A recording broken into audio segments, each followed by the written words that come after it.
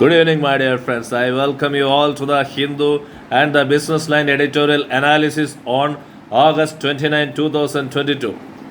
I am going to discuss three important topics today. The editorials. The first one is soaps for voters. The second one is clean and clear. Both are from the Hindu and from the Businessline. I am going to take up the Jackson Hole cues. That is about the American federal chairman's Jerome Powell's announcement that the raising the federal rates is going to continue. The soaps for voters. The first one, it is referring to the Supreme Court's recent expert committee, which has been appointed by the Supreme Court to see that whether these freebies are tantamounting to political soaps, that is for the voters to win the elections.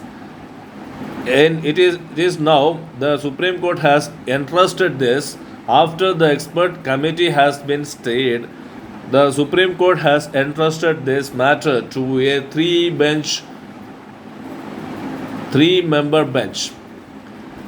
The bench comprises the recent retired Chief Justice N.V. Ramana. So, the Supreme Court has going to analyze its earlier judgment is S. Subramanian Balaji versus Tamil Nadu. It was a 2013 case.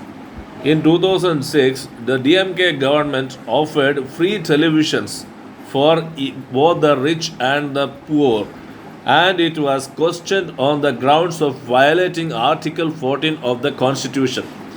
This was the case which was brought up before the Supreme Court, and Supreme Court analyzed the case and said that when the poll promises, that is the freebies, were passed by the elected government in the legislative assembly, there is no harm in providing freebies to win elections. Therefore, the provision of color televisions to the poor and the rich alike did not violate Article 14 of the Indian Constitution, was the Supreme Court's observation in S. Subramanian Balaji versus State of Tamil Nadu case in 2013. And now, with the Prime Minister Narendra Modi's announcement that the freebies have to be stopped while inaugurating the Bandalkhand, the forest project. There was a project, the dam project, in the Bandalkhand forest. He announced that the freebies would have to be stopped. In order to win elections, many political parties are giving freebies. The Hindu is asking why the government is entrusting this again and again to the Supreme Court and the judiciary rather than having a political consensus on this aspect. That is, calling the political parties together and discussing this issue. Why this is not being done is being asked by the Hindu. So, this freebie issue, whether this amounts to a freebie or the welfare measure of the government, has to be clearly demarcated. This demarcation can only be done only when the judiciary is involving in this matter. And this is a very contentious issue that when all the political parties are taken together, they will never prohibit or they will never prevent the announcement of freebies as part of the election manifesto. If elected to power, they would do this or they do that, give free electricity, give free ration. All these are kinds of welfare measures also, which the government would announce to win the polls. In the case of DMK government in Tamil Nadu in 2006, it was the offer of television sets. And later on, there are so many states which are offering free electricity. These are kinds of freebies the political parties are intentionally deliberately planning to win the elections. So this could not be stopped with the political consensus. Therefore, an independent judiciary has stepped in. This is a very contentious issue. Let us wait and watch what transpires in the Supreme Court's eyes and the judiciary's eyes what this freebie is all about and whether this will amount to welfare and what type of clear demarcation can be made between the freebie and the welfare schemes of the government. Then I am moving on to the another article, the second article, the second editorial of the Hindu, which is clean and clear. It is the Twitter has been approached by the Indian government to appoint an agent there to access to its sensitive data and to silence the political enemies which who are using Twitter to criticize the government. This is done to hush the criticism. This has been going on for decades. When Peter, one whistleblower of the Twitter company, has announced that this has been going on to the US government, and US government was kept keeping it silence and under confidentiality. However, the Washington Post and CNN TV has brought out this issue. Who is a whistleblower, my dear friends? The person who is working in a company is perceiving the injustice. That is, he is watching the injustice and bringing out to the outside world that he is called a whistleblower. A whistleblower from the company, that is Mr. Peter, was announcing to the US government, which has come to the public now. The Twitter owned by Parag Agarwal sacked Mr. Peter. Parag Agarwal is the successor of the erstwhile company under whom this Mr. Peter worked. And this doesn't end the matter. Twitter is the platform where the sensitive data of the people are handled. And when the government agency is accessing the personal database of the Twitter and taking out information about the people, this will create some problems. The government is not answering, the Indian government is not answering why this is being done. Unless today, unfortunately, happens to be the John Locke's birthday.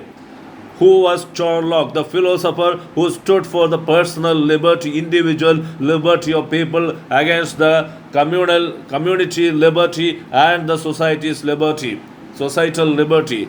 What is personal liberty, my dear friends? You have the right to have a free speech, which is a personal liberty. No one can infringe on you to have your opinions expressed in Twitter like platforms. So when the free speech is being prevented like this by the agent of the Indian government by finding its way into the Twitter, this is a very dangerous revelation, my dear friends.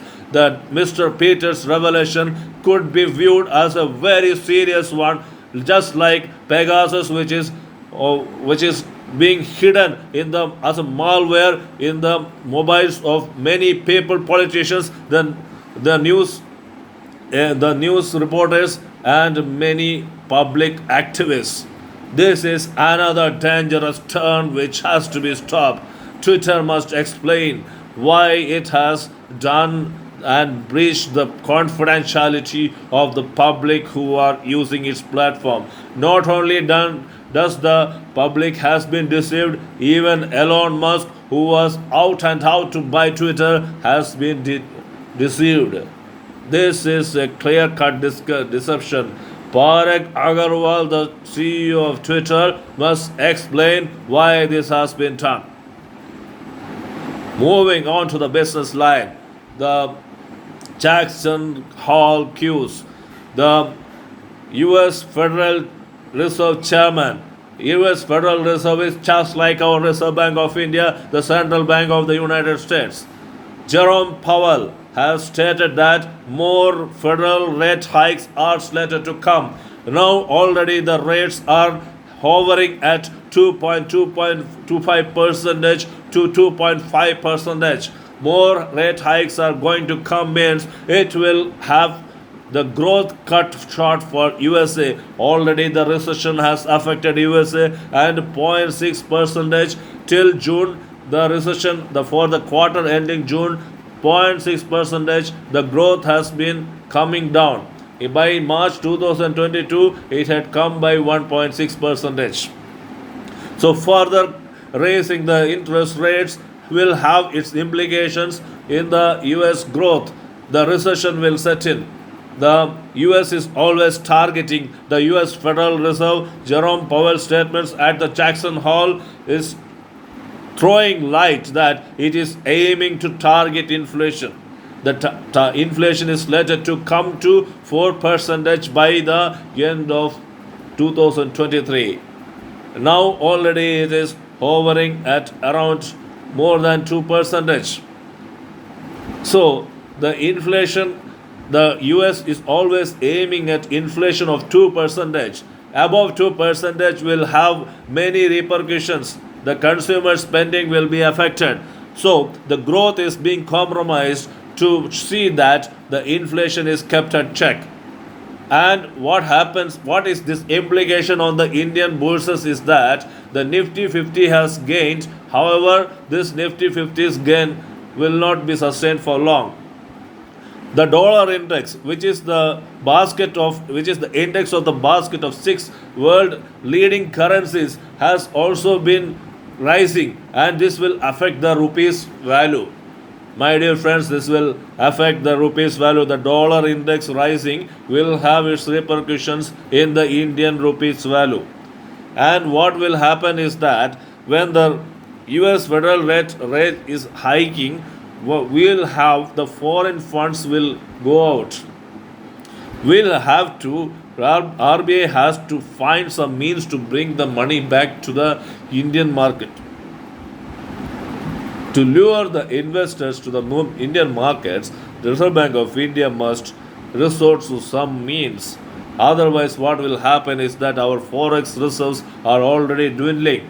Now it is around $570 billion of forex reserves, which is a very dangerous one and is coming down. We require lots of forex reserves for the imports. The import bills are rising. Similarly, the forex reserves are dwindling, and the Jackson Hole cues, as the editorial is about the cues from the Q means the hint from the Jackson Hole speech by the Jerome Powell, the US Federal Reserve Chairman, has to be taken into consideration by the Reserve Bank of India and the Indian government in stopping. The Indian inflation is not that dangerous. It has come down from 7.5% to 6.25% to 4.5% now.